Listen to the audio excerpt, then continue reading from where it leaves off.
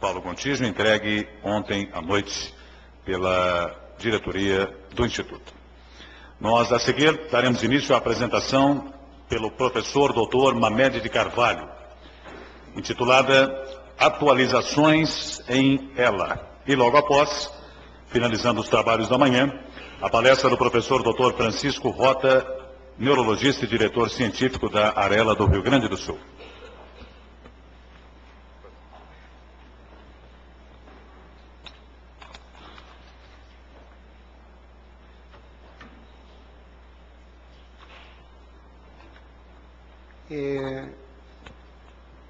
É difícil não repetir alguns dos conceitos que foram sendo expressos ontem e hoje, mas tentarei fazer uma rápida visão do que eu penso que é relevante e inovador que tem ocorrido na esclerose lateral amiotrófica.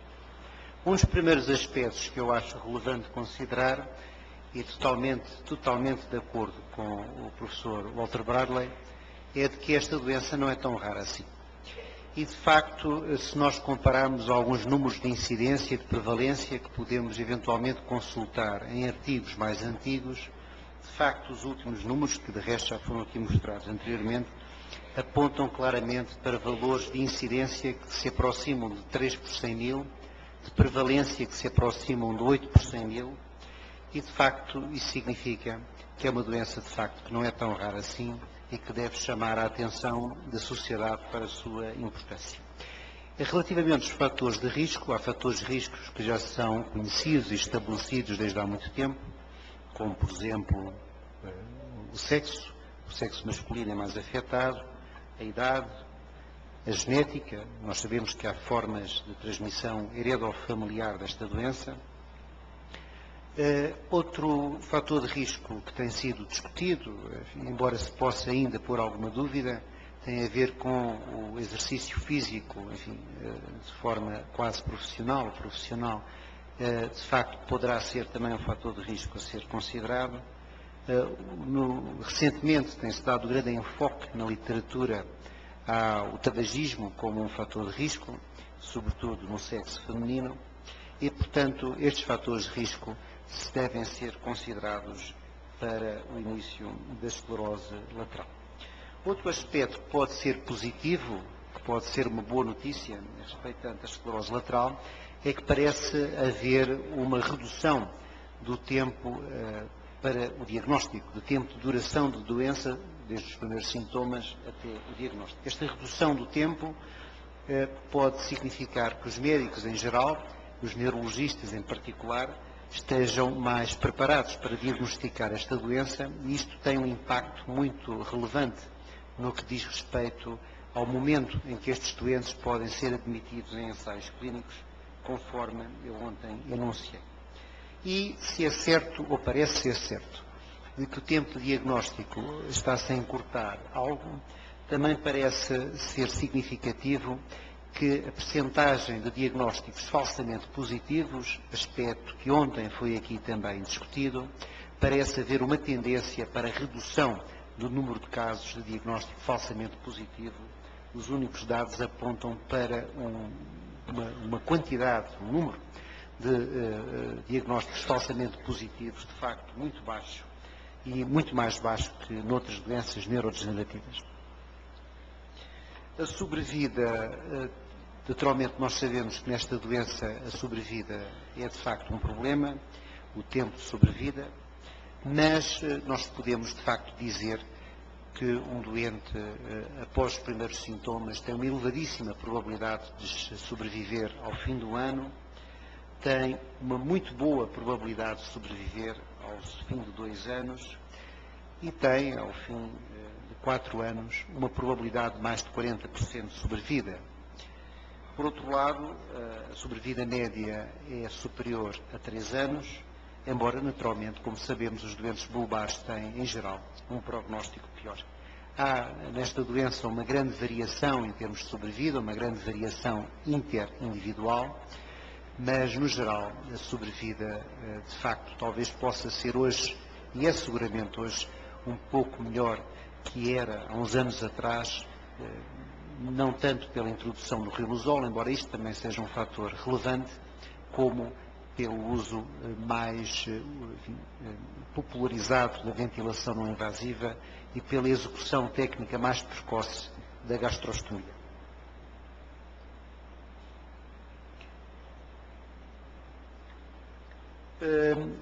Tem sido dado um grande enfoque na literatura, como é sabido ultimamente, à associação entre demência e esclerose lateral amiotrófica.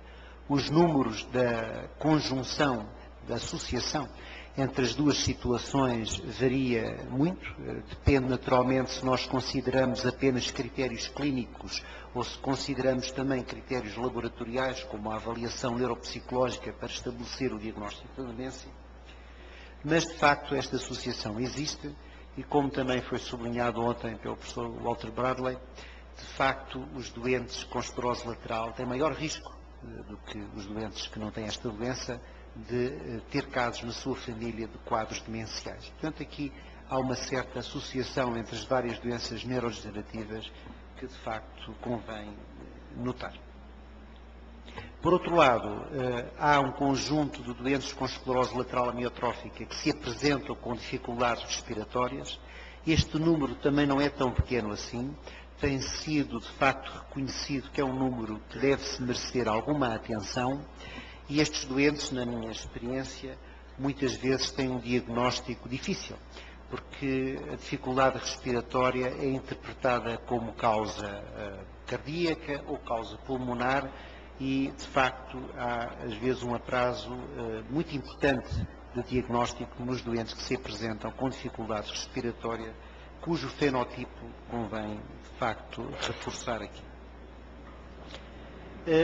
As várias hipóteses de etiopatogênese da doença já foram hoje, inclusive, aqui notadas e ontem também. De facto, há um conjunto, ou uma lista grande de possíveis causas na origem desta doença e o importante da compreensão destas diversas causas é como poderemos, de facto, atuar em termos terapêuticos. Uma das hipóteses, como já foi referido, é o stress oxidativo. Tem muito a ver com o modelo genético da disfunção ou da mutação da enzima SOD1 e, de facto, este modelo explicativo tem sido bastante difundido e bastante explorado do ponto de vista científico. Outra hipótese de diagnóstico é a presença de agregados intracelulares, que têm eles próprios uma função potencialmente tóxica. Por outro lado, estes agregados podem captar, sequestrar outros componentes celulares fundamentais para o metabolismo da célula e reduzir a capacidade de clearance, a capacidade de limpeza da célula, através dos mecanismos que são conhecidos, e com isso, digamos, inibir que outras moléculas tóxicas sejam elas próprias anuladas na sua função tóxica. E, portanto, há várias razões pelo qual os agregados intracitoplasmáticos ou intracelulares possam ser lesivos para a função da célula. Outra hipótese muito importante é a disfunção mitocondrial. As mitocôndrias têm, de facto, na célula muitas funções, são capazes de anular a ação, digamos, lesiva do excesso de cálcio, têm uma função também, naturalmente, muito importante no que diz respeito ao metabolismo, na capacidade de dar energia à célula, é de facto uma central energética da célula, e também tem uma propriedade em relação com a sua potencial ativação das caspases. Nós sabemos que uma lesão da membrana mitocondrial pode libertar citocromo C e isto levar à ativação do mecanismo da apoptose pela libertação de caspases. Portanto, há várias explicações, há várias razões pela qual as mitocôndrias são muito importantes, ou podem ser muito importantes nesta doença, como aliás tem sido amplamente estudado também noutra doença neurodegenerativa, a doença de Parkinson. A disfunção do transporte axonal é outra, naturalmente, razão que pode estar subjacente ao aparecimento da morte celular. O transporte faz-se por via anterógrada e por via retrógrada. Por via anterógrada é fundamental esse transporte para que as mitocôndrias possam atingir regiões mais distais do axónio, onde a necessidade energética é muito importante.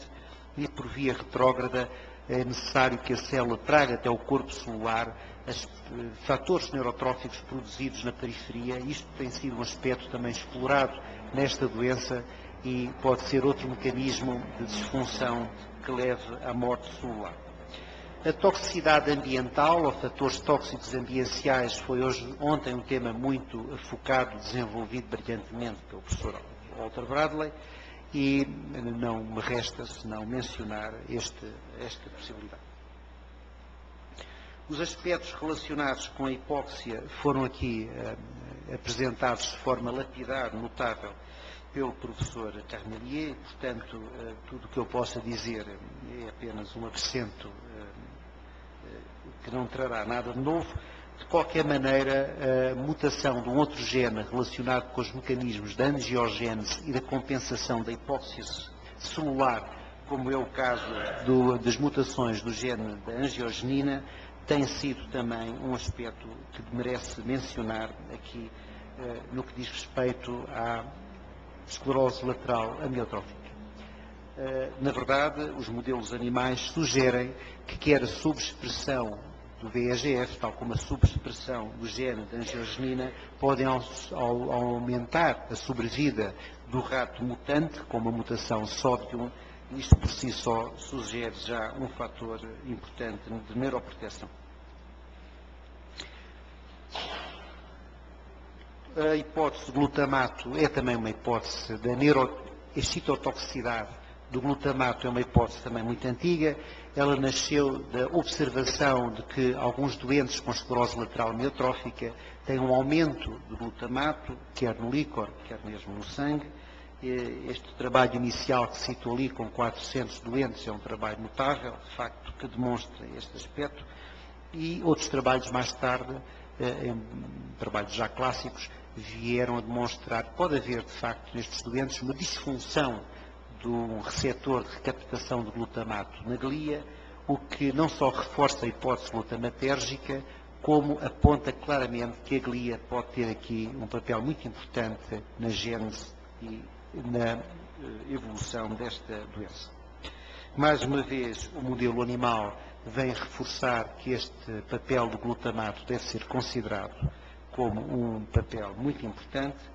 E, mais recentemente, a compreensão de que antibióticos beta-lactâmicos podem sobreexpressar na glia, nomeadamente nos astrócitos, o receptor do glutamato, tem levado não só à confirmação de que isto aumenta a sobrevida no rato mutante, como também tem levado a um ensaio clínico com um antibiótico beta-lactâmico na esclerose lateral amiotrófica, na tentativa, naturalmente, de controlar esta hiperexcitotoxicidade glutamatérgica. Outras hipóteses explicativas têm a ver com uma disfunção, uma redução dos fatores de crescimento do nervo. Entre os fatores de crescimento, um deles que foi, como já disse aqui, desenvolvido, tem a ver com o VEGF ou VEGF-B, mas outros fatores de crescimento também têm sido explorados. E outro aspecto relevante é a disfunção do complexo de Golgi nesta doença. De facto, a destruição ou a alteração morfológica do complexo de Golgi é algo que no rato mutante antecede a manifestação clínica da doença. No modelo humano tem sido estudado, mas naturalmente não é possível de estudar o modelo humano antes do aparecimento dos primeiros sintomas. E o facto de se ter identificado mutações no gene do VEPD vem reforçar, de facto, pela função que esta proteína tem, vem reforçar o papel do sistema retículo endoplásmico complexo de Golgi, como podendo estar na origem também dos processos que levam à morte celular, em particular dos neurónios motores. Embora, naturalmente, estudos em populações de doentes vêm confirmar, tal como nas outras mutações, que o VEGF pode apenas explicar uma pequena parcela das formas familiares. Perdão, que o VEPB pode apenas explicar uma pequena parcela das formas familiares. Que a glia tem muito a ver com a degenerescência das células motoras é um aspecto hoje muito comprovado. De facto, é interessante notar que Charcot chamou a atenção já nessa altura que na glia poderia estar a solução para a compreensão do processo de morte celular na esclerose lateral amiotrófica.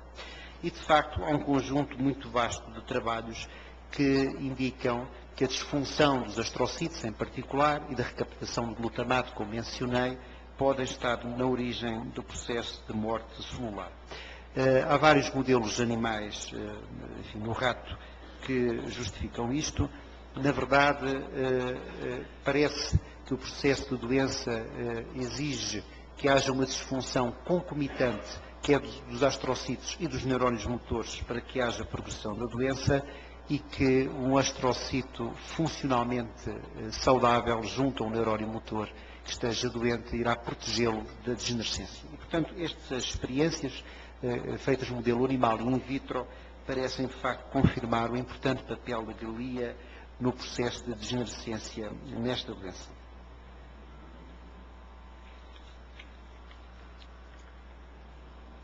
Uma das descobertas, de facto, mais importantes que sucederam e que recentemente, e que ontem também foi desenvolvido, tem a ver com a compreensão da proteinopatia TDP43, que é, como disse, um aspecto recente na esclerose lateral. E a compreensão de que esta proteína, em particular, se hiperfosforilada, tem na constituição da ubiquitina, que é um marcador histológico clássico da esclerose lateral amiotrófica e que se deposita quer no neurónio, quer no citoplasma das células motoras, mas também das células gliais.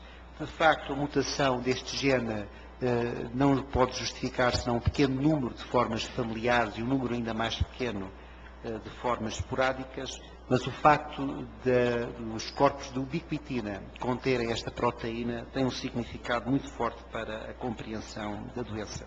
De resto, o facto de uma forma muito frequente de demência frontotemporal ter a presença de corpos de ubiquitina estabelece um link, uma ligação muito forte entre a demência e esta doença, a esclerose lateral, que ultrapassa aspectos clínicos e já se começa, então, a notar em aspectos etiopatogénicos.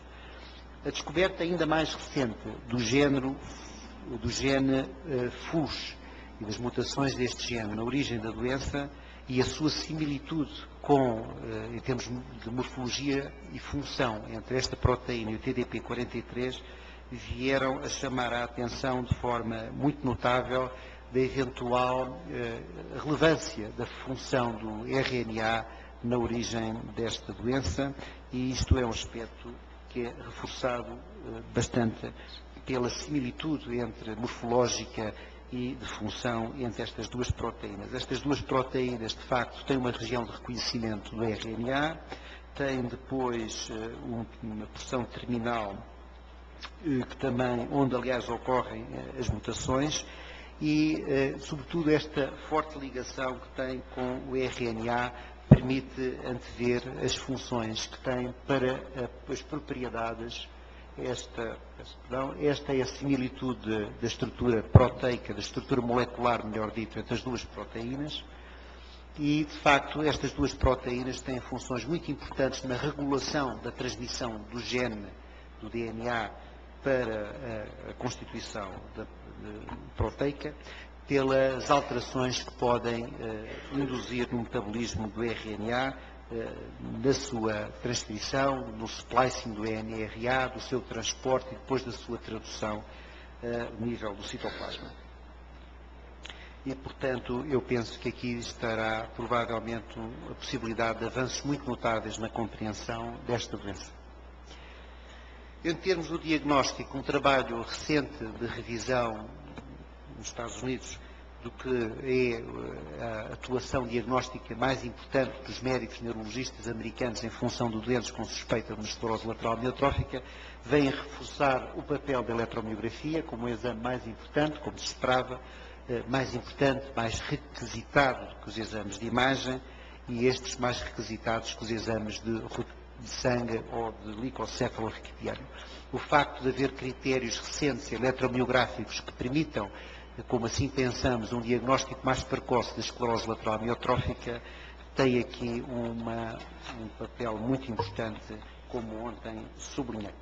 Outro aspecto que já foi aqui referido em relação aos tratamentos é a importância de um tratamento multidisciplinar, sobretudo no aumento de vida, da sobrevida e também da qualidade de vida destes doentes. O uso mais frequente da gastrostomia, sempre que o doente dela necessite, e também o uso mais frequente da ventilação não invasiva. Infelizmente, a ventilação não invasiva não é usada de forma uniforme em todos os países. Por exemplo, nos Estados Unidos, um trabalho recente comprova que apenas uma percentagem pequena de doentes beneficia da ventilação não invasiva, provavelmente menos do que aqueles que teoricamente poderiam beneficiar. E, portanto, este aspecto de uso mais frequente das técnicas e dos métodos que temos para auxiliar estes doentes deve ser um outro ponto da nossa luta. Em relação aos tratamentos disponíveis, isto também já foi sublinhado. Houve várias linhas de investigação em termos dos tratamentos, enfim, nesta doença. Dentro dos antioxidantes, muitos já foram testados, uma longa lista que ali está. De facto, muitos ensaios foram negativos, mas alguns outros antioxidantes com uma linha de ação terapêutica um pouco diferente estão a ser investigados e temos de esperar mais um pouco para podermos antever ou perspectivar os seus resultados. Relativamente aos moduladores de glutamato, também várias linhas de investigação têm sido desenvolvidas ao longo dos anos. Em geral, eles tendem a ser negativos. Referentemente à modulação do NMDA, que é uma das linhas de controle da citotoxicidade do glutamato, como disse, nós terminamos um ensaio em Lisboa muito recentemente em relação à memantina, que foi negativo. Eu penso que em Espanha iniciar-se-á o outro mais alargado em breve, mas provavelmente esta via não dará resultados positivos. A ação sobre os receptores AMPA e do kainato também provavelmente não será a via elegível, nem o aumento da inibição pelos receptores, pela via GABAérgica. De facto, o ensaio do riluzol, que é o único ensaio positivo, tem algo a ver com a via glutamatérgica e, por isso, outros ensaios decorrem, nomeadamente, como tinha dito, da ceftriaxone, que é uma cefalosporina beta-lactâmica que aumenta a expressão dos receptores do glutamato nos astrocitos e, portanto, pode ser esta uma via interessante de investigação. Em relação aos fármacos anti-inflamatórios e anti-apoptóticos, também houve uma série de ensaios negativos, e, nomeadamente, a da talidomida, que foi interrompido por ação tóxica do fármaco nos doentes que foram incluídos no estudo. No entanto, outros ensaios foram realizados de fase 2, que tem como objetivo, como é sabido, conhecer os efeitos tóxicos do medicamento, e como, de facto, os efeitos tóxicos destes fármacos não foram relevantes, muitos destes ensaios e muitos destes fármacos irão evoluir para ensaios de fase 3 e temos que então esperar pelos seus resultados. Relativamente aos fatores neurotróficos, também, infelizmente, estes ensaios foram negativos. Vai começar agora, já houve naturalmente algumas publicações, como aqui já foram apresentadas, relativamente às stem cells, mas seguramente vai haver muito mais investigação em relação a esta abordagem terapêutica. Eu penso que há no futuro, embora não queira me antecipar ao próximo speaker, mas já haverá no futuro outras linhas de investigação, nomeadamente em termos de uso de uma metodologia imunológica, a vacinação como sódio mutante, que já foi estudado no modelo animal, é uma possibilidade teórica, tal como interagir com a expressão da molécula do RNA, é outra possibilidade teórica.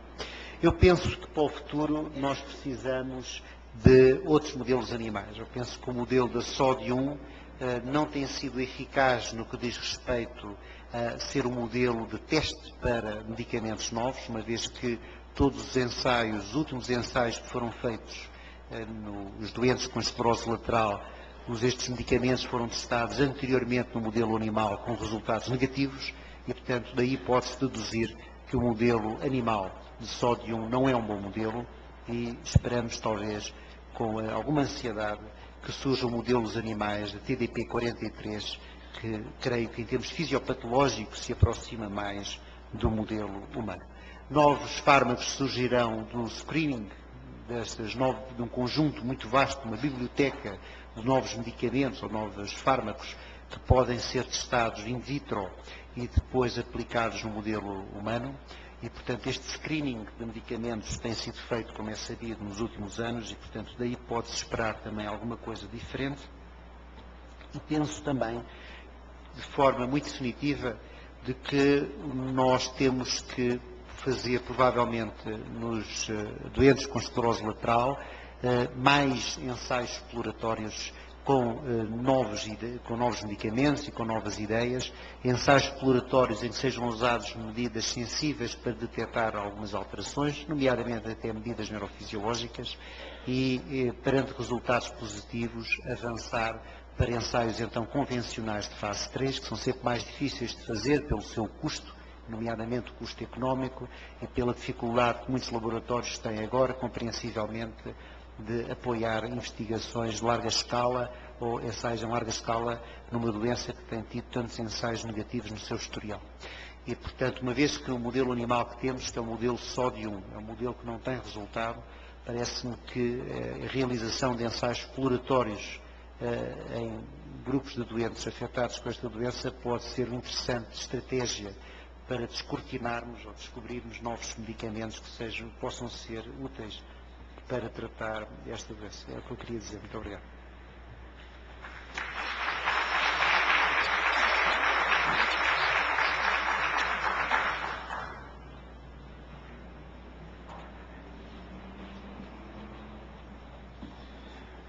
Essa foi a apresentação do professor Dr. Mamed de Carvalho. Atualizações em ELA.